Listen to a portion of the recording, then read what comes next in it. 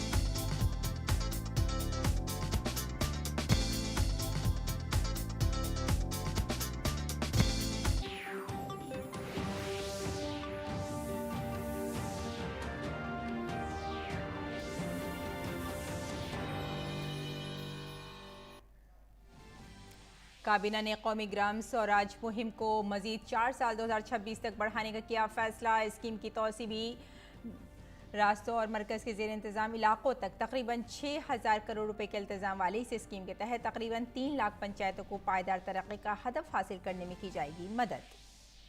वज़ीर आज़म नरेंद्र मोदी कल नई दिल्ली में वज़ीर आज़म म्यूज़ियम का करेंगे इफ्तिताह। आज़ादी का अमृत महोत्सव फेस्टिवल के दौरान इस म्यूज़ियम का किया जा रहा है इफ्तिताह। म्यूज़ियम में आज़ादी के बाद वज़ीर आज़म की ज़िंदगी और ताउन की कहानी की है तफसील।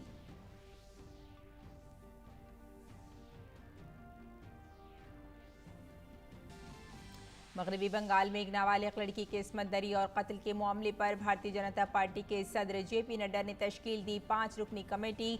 कोलकाता हाई कोर्ट ने मामले की जांच सीबीआई से कराने का दिया हुक्म। भारतीय जनता पार्टी ने मामले पर वजीर आला ममता बनर्जी के बयान को बताया गैर हसास।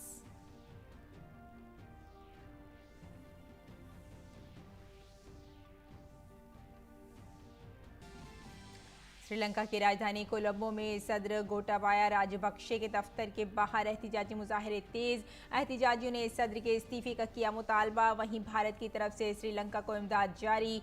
भारत से 10,000 मीट्रिक टन चावल की शिपमेंट कोलंबो में श्रीलंकाई नुमाइंदों को सौंपी।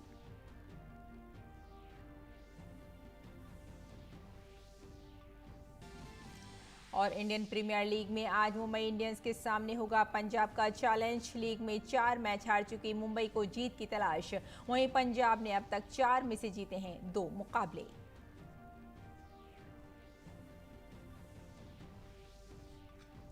आदाब नाजरीन, खबरनामे में आपका इस्तकबाल है। मैं हूं आपके साथ रेशमा फारूकी। आइए तफसील से अब खबरों पर नजर डालते हैं। वज़ीर आज़म नरेंद्र मोदी की सदारत में इक़्तिसादी उमूर की काबीना कमेटी ने आज पंचायती राज इदारों की हुक्मरानी की सलाहियत को बढ़ाने के लिए राष्ट्रीय ग्राम स्वराज अभियान की नजरसानी शुदा मरकजी स्कीम को जारी रखने की मंजूरी दे दी। इस स्कीम को 1 अप्रैल 2022 से 31 मार्च 2026 तक 15वीं मालियाती कमीशन की मुद्दत तक जारी रखने की मंजूरी दी गई है। इस मुद्दत के दौरान इस स्कीम पर 5,911 करोड़ रुपए खर्च किए जाएंगे, जिसमें मरकजी हिस्सा 3,700 करोड़ रुपए और रियासत का हिस्सा 2,211 करोड़ रुपए है। यह स्कीम 2.78 लाख से ज्यादा देही बल्दियाती इदारों की मदद करेगी, जिसमें मुल्क भर में रिवायती इदारे शामिल हैं, ताकि दस्तयाब वसाइल के ज्यादा से ज्यादा इस्तेमाल पर तवज्जो मरकूज करते हुए जामी मुकामी गवर्नेंस के जरिए पायदार तरक्याती अहदाफ को हासिल करने के लिए गवर्नेंस की सलाहियत को फरोग दिया जा सके। काबीना के फैसलों के बारे में जानकारी देते हुए इत्तलात और नशरियात के वजीर अनुराग सिंह ठाकुर ने कहा कि इससे पंचायती राज निज़ाम को मजबूत और जदीद बनाने में मदद मिलेगी। पंचायती राज को लेकर कुछ निर्णय किए गए हैं, जिससे मैं आपको अवगत करवाने आया हूं। राष्ट्रीय ग्राम स्वराज अभियान को 2025-26 तक 5,911 करोड़ रुपए का आउटले की मंजूरी दी गई है, जिसमें केंद्र का शेयर, भारत सरकार का हिस्सा 3,700 करोड़ रुपया होगा और राज्य की सरकारों का हिस्सा 2211 करोड़ रुपया होगा। अगर आप ट्रेनिंग के प्रभाव को अब तक देखें, 2018 तक ये 2,15,000 थे, जो कि अब बढ़कर 2021-22 में 2,56,000 हुए हैं। जीपीडीपी की संख्या भी बढ़ी है और अब हम सब इसकी गुणवत्ता को बेहतर करने में लगे हैं। पिछले 4 साल में हमने, जैसा मैंने पहले कहा कि 1,36,00,000 लोगों को ट्रेन किया है और आगे 1,65,00,000 लोगों को इसमें ट्रेन करने जा रहे हैं। वज़ीर-ए-आज़म नरेंद्र मोदी जुमेरात यानी 14 अप्रैल को वज़ीर-ए-आज़म म्यूजियम का इफ्तिताह करेंगे। आज़ादी का अमृत महोत्सव के दौरान इस म्यूजियम का इफ्तिताह किया जा रहा है और ये आज़ादी के बाद अपने वज़ीर-ए-आज़म की ज़िंदगी और उनके ताउन से लिखी गई भारत की कहानी बयान करता है। मुल्क की तामीर में भारत के तमाम वज़ीर-ए-आज़म के ताउन का एहतराम करने के वज़ीर-ए-आज़म नरेंद्र मोदी के विजन की रहनुमाई में वज़ीर-ए-आज़म का अजायब घर आज़ादी के बाद से भारत के हर वज़ीर-ए-आज़म के नज़रिए या फिर कौम के लिए उनकी खिदमात को खराज तहसीन पेश करता है। चाहे उनका दौरे हुकूमत कुछ भी हो, ये वज़ीर-ए-आज़म नरेंद्र मोदी की क़यादत में एक जामे कोशिश है जिसका मकसद नौजवान नस्ल को हमारे तमाम वज़ीर-ए-आज़म की क़यादत, विजन और कामयाबियों के तई हसास बनाना और उनकी हौसला अफजाई करना है। पुराने और नए के इम्तिजाज की नुमाइंदगी करते हुए म्यूजियम ब्लॉक 1 के तौर पर नामजद साबिका 3 मूर्ति भवन को ब्लॉक 2 के नाम से नामजद नई तामीरशुदा इमारत के साथ जम कर दिया गया है। दोनों ब्लॉक्स का कुल रकबा 15,600 मुरब्बा मीटर से ज्यादा है। म्यूजियम की इमारत का डिजाइन उभरते हुए भारत की कहानी से मुतासिर है, जिसकी तश्कील उसके लीडरों के हाथों से की गई है। डिजाइन में पायदारी और तवानाई के तहफ़्फ़ुज़ से मुताल्लिक़ टेक्नोलॉजी को भी शामिल किया गया है। मंसूबे पर काम के दौरान कोई दरख्त काटा या फिर ट्रांसप्लांट नहीं किया गया। म्यूजियम का लोगो कौम और जमहूरियत की अलामत धर्म चक्र को थामने वाले भारत के लोगों के हाथों की नुमाइंदगी करता है। वज़ीर-ए-आज़म के साबिक़ प्रिंसिपल सेक्रेटरी और नेहरू मेमोरियल म्यूजियम लाइब्रेरी के एग्जीक्यूटिव काउंसिल के चेयरमैन नरेंद्र मिश्रा ने बताया कि तमाम वज़ीर-ए-आज़म ने मुल्क को इत्तेहाद के धागे में पिरोने और इक़्तिसादी तरक्की में अपना ताउन दिया। उन्होंने वज़ीर-ए-आज़म म्यूजियम के बारे में बताया कि मौजूदा इमारत है जिसमें नेहरू जी का म्यूजियम अभी भी है। इसको जोड़ते हुए एक पूरा वज़ीर-ए-आज़म म्यूजियम बनाया गया है। इसके तस्वुर के पीछे छिपे फ़लसफ़े के बारे में नृपेंद्र मिश्रा कहते हैं कि वज़ीर-ए-आज़म के तारीख़ी ताउन को हम अपनी याद में रख सकें, ये म्यूजियम इस मकसद से सोचा और बनाया गया है। देश को एक यूनिटी प्रदान करने के लिए और आर्थिक विकास, इन सब चीज़ों पर सभी ने योगदान दिया। जो भवन वर्तमान में है, जिसमें नेहरू जी के म्यूज़ियम अभी भी है और अब तो उसका बहुत विस्तार कर दिया गया है, उसको जोड़ते हुए, अलग नहीं, उसको जोड़ते हुए एक पूरा प्रधानमंत्री संग्रहालय बनाया जाए, प्रधानमंत्रियों का योगदान हो और उस ऐतिहासिक योगदान को किस प्रकार हम एक तरीके से अपनी याददाश्त में रख सकें। तो ये संग्रहालय उस उद्देश्य से सोचा गया और बनाया गया। और राजस्थान के करौली शहर में 9 सनोत्सर के दिन हुए हंगामे के मामले में मुतासरीन से मिलने के लिए आज करौली जा रहे भारतीय जनता युवा मोर्चा के कौमी सदर तेजस्वी सूर्या और भारतीय जनता पार्टी के रियासती सदर सतीश पूनिया को सैकड़ों कारकुनों के साथ दौसा करौली सरहद के सलीमपुर थाना इलाके में रोक दिया गया। इंतजामिया की इस कार्रवाई के खिलाफ भारतीय जनता पार्टी के कारकुनों ने सड़क पर ही एहतजाजी धरना शुरू कर दिया। तेजस्वी सूर्या ने कहा है कि करौली मामले में कसूरवारों के खिलाफ सख्त कार्रवाई की जानी चाहिए। उन्होंने कहा कि वो हर हाल में करौली जाएंगे। इससे पहले आज उन्होंने जयपुर के सवाई मानसिंह अस्पताल में करौली हंगामे के मुतासरीन से मुलाकात की। मीटिंग के बाद सहाफ़ियों से बात करते हुए तेजस्वी सूर्या ने राजस्थान की गहलोत हुकूमत का मवाजना जंगल राज से किया और कहा कि बीजेपी, वाईएम और बीजेपी इस जंगल राज के खिलाफ शदीद एहतिजाज करेंगे। लालू प्रसाद के जंगल राज के बारे में हम सुने थे, पर आज अशोक गहलोत के जंगल राज को हम वास्तविक रूप में हम देख रहे हैं। करौली में जो हिंसा हुआ था उसके जो पीड़ित थे उनका जो कंडीशन है, उनका हालत है वो इतना बुरा है। राजस्थान में ये अशोक गहलोत के ये जो जंगल राज है, ये जंगल राज के विरुद्ध युवा मोर्चा और भारतीय जनता पार्टी निरंतर विरोध करेगा और आने वाले दिन में और उग्र स्वरूप में इसको घोर निंदा और घोर विरोध हम करेंगे। गौरतलब है कि करौली शहर में निकाली जा रही शोभा यात्रा पर कुछ समाज दुश्मन अनासिर की तरफ से पथराव के वाक़े में कई लोग जख्मी हो गए थे। इस दौरान सैकड़ों दुकानों को आग लगा दी गई। इस वाक़े के बाद करौली शहर में कुछ दिनों के लिए कर्फ्यू भी लगा दिया गया था। शहर में हालात आहिस्ता आहिस्ता मामूल पर आ रहे हैं। भारतीय जनता पार्टी रियासत में हुक्मरान कांग्रेस पार्टी पर इस मामले में नाज़बरदारी का इल्ज़ाम लगा रही है। और बीजेपी के कौमी सदर जेपी नड्डा ने मगरबी बंगाल के हंसखाली में एक नाबालिग लड़की की असमत दरी और कत्ल की जगह का दौरा करने के लिए पार्टी की 5 रुकनी कमेटी तश्कील दी है। कमेटी जल्द अपनी रिपोर्ट पेश करेगी। जांच कमेटी में पार्टी की कौमी नायब सदर रेखा वर्मा, उत्तर प्रदेश की काबीना वजीर बेबी रानी मौर्य, तमिलनाडु में बीजेपी की MLA और पार्टी महिला मोर्चा की सदर रोनाथी श्रीनिवासन, फिल्म अदाकारा और पार्टी लीडर खुशबू सुंदर, मगरबी बंगाल की बीजेपी MLA रूप मित्र चौधरी भी शामिल हैं। इससे कबल कलकत्ता हाई कोर्ट ने नादिया के हंसखाली इस्मत दरी और कत्ल मामले की CBI जांच का हुक्म दे दिया था। मुकामी पुलिस के जरिए मुलजिम की तहवील के साथ साथ तमाम दस्तावेजात CBI के हवाले किए जाने हैं।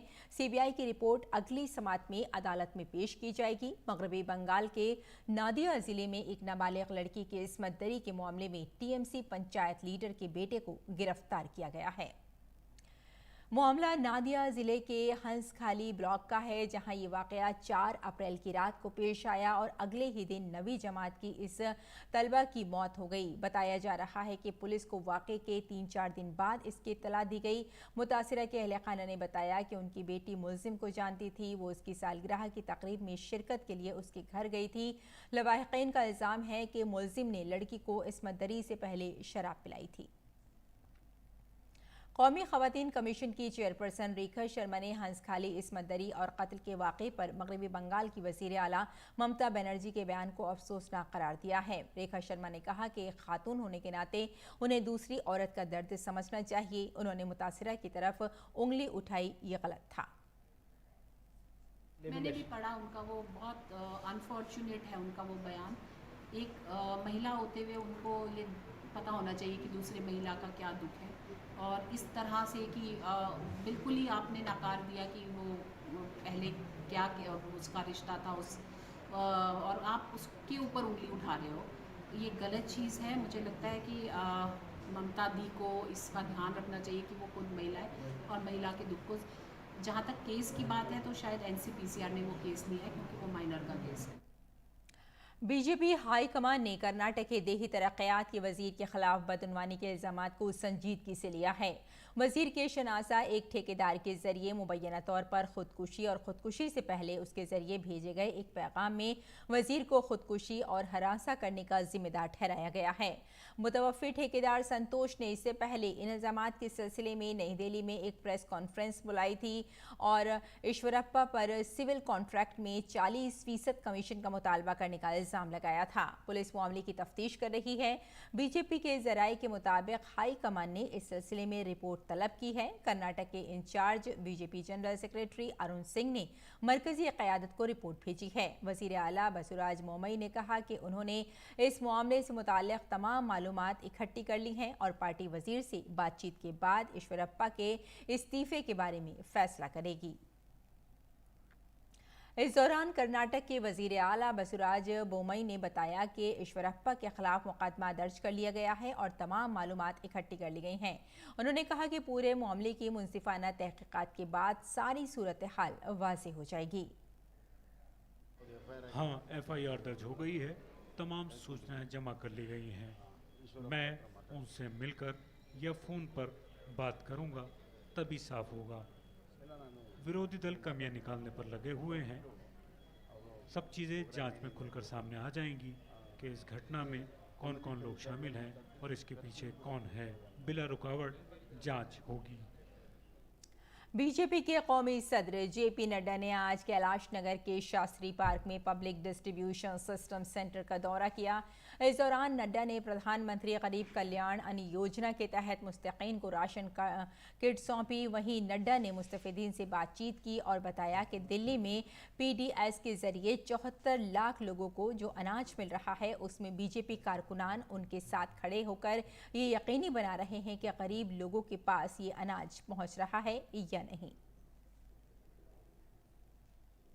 24 मार्च 2020 को लॉकडाउन लगा और 26 मार्च 2020 को प्रधानमंत्री जी ने प्रधानमंत्री गरीब कल्याण अन्न योजना घोषित कर दी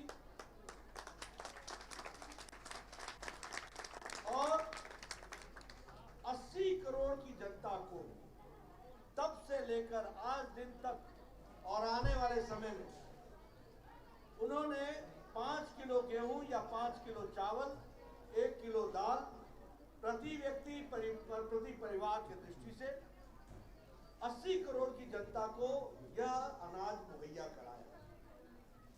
इसका असर क्या पड़ा? इसका असर ये पड़ा कि कोरोना के पेंडेमिक में जब लोगों को दिक्कत में आए तो जो उससे आर्थिक दृष्टि से गरीबी निचले स्तर पर और जानी थी, उस झटके को मोदी जी की नीतियों ने संभाल लिया और गरीब आदमी भी इज्जत के साथ अपने काम के दृष्टि से खड़ा रहा। इन दिनों पंचायती राज की वजारत नई दिल्ली में आज़ादी का अमृत महोत्सव के तहत आइकॉनिक हफ्ता मना रही है। पंचायतों की नई तामीर के संकल्प उत्सव में मुल्क के सैकड़ों पंचायत नुमाइंदों ने हिस्सा लिया। इस मौके पर सेक्रेटरी सुनील कुमार ने कहा कि हुकूमत मुल्क में पंचायतों के जरिए तरक्की के अज़्म को आगे बढ़ा रही है, जिसमें हर पंचायत नुमाइंदे को आज़ादी का अमृत महोत्सव के तहत अपना मुस्बत किरदार अदा करना होगा।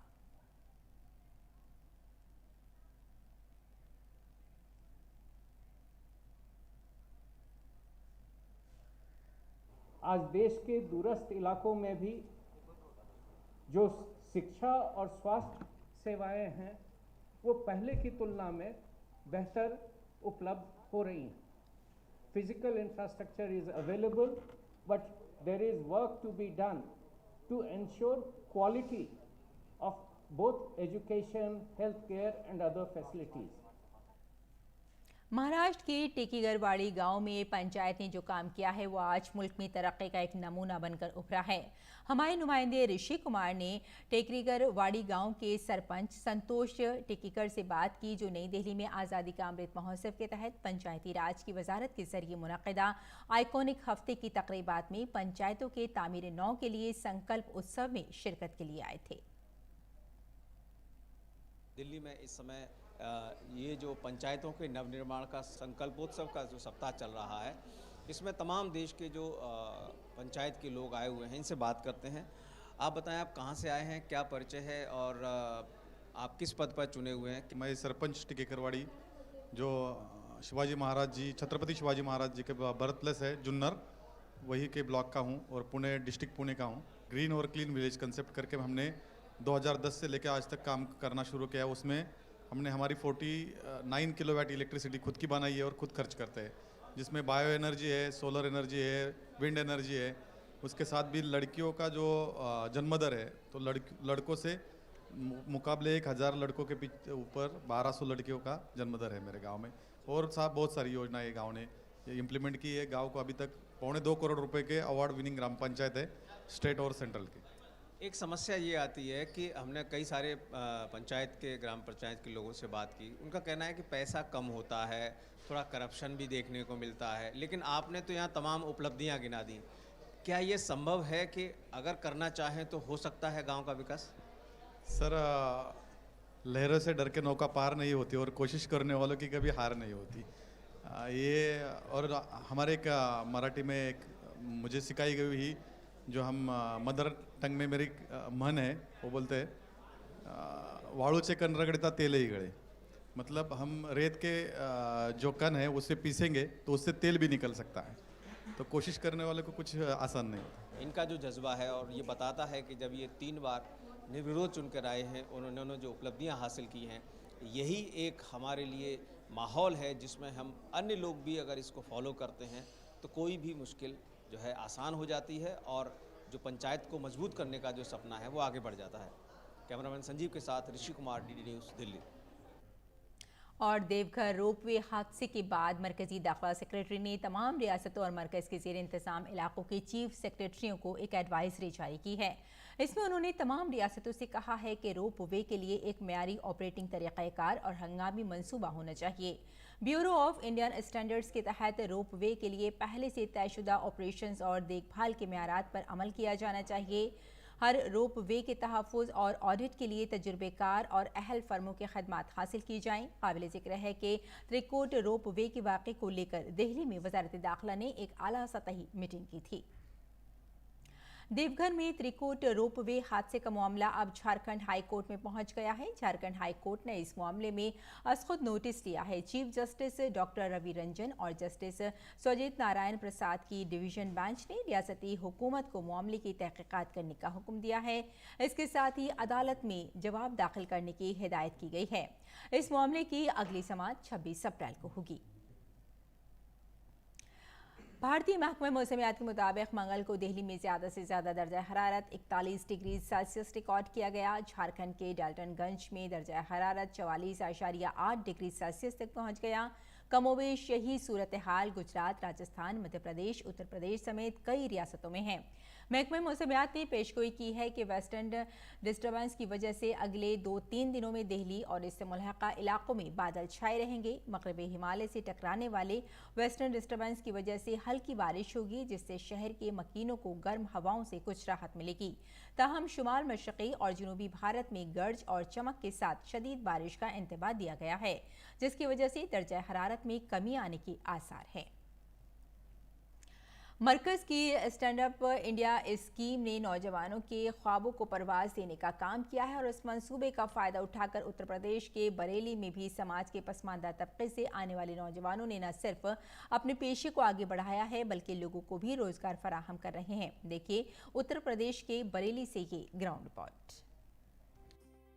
मरकजी सरकार के जरिए चलाए जा रहे स्टैंड अप इंडिया मंसूबे बरेली में कमजोर तबके के लोगों के लिए काफी मददगार साबित हो रहे हैं। जिले की कई खवातीन मुस्तहिकीन भी हैं जो इस मंसूबे का फायदा उठाकर अपनी रोजी रोटी चला रही हैं।